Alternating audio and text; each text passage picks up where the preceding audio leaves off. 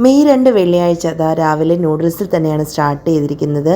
അപ്പോൾ വെജിറ്റബിൾസ് ഒന്നും ആഡ് ചെയ്യാത്തതുകൊണ്ട് തന്നെ ഞാൻ കുറച്ച് അച്ചിങ്ങ മെഴുക്കുവരട്ടി കൂട്ടിയിട്ടാണ് കേട്ടോ കഴിക്കുന്നത്. അങ്ങനെയുള്ള കോമ്പിനേഷൻ ഇഷ്ടപ്പെടുന്നവരൊന്ന് കമൻറ്റ് ചെയ്യണേ. പിന്നെ ഒരു കോഫിയും കുടിച്ചിട്ടുണ്ടായിരുന്നു. ഉച്ചയ്ക്ക് അച്ചിങ്ങ മെഴുക്കുവരട്ടിയും രസവും മത്തി വറുത്തതും ഒക്കെ ആയിട്ട് നല്ല അടിപൊളിയായിട്ട് ചോറുണ്ടു. ഒരു കുഞ്ഞു മുളക് വറുത്തും എടുത്തിട്ടുണ്ടായിരുന്നു കേട്ടോ. അപ്പോൾ അങ്ങനെ നല്ല ലാവിഷായിട്ട് തന്നെ ലഞ്ചും കഴിച്ചു. രസം ഉണ്ടെങ്കിൽ മത്തി വറുത്തത് മസ്റ്റാണ്. അപ്പോൾ പിന്നെ അതിൻ്റെ കൂടെ അച്ചിങ്ങയും മുളക് വറുത്തതും കൂടിയൊക്കെ ആയപ്പോഴത്തേക്കും നല്ല ലാവിഷായിരുന്നു ഊണ്. പിന്നെ ഒരു ആപ്പിൾ കഴിച്ചു കേട്ടോ.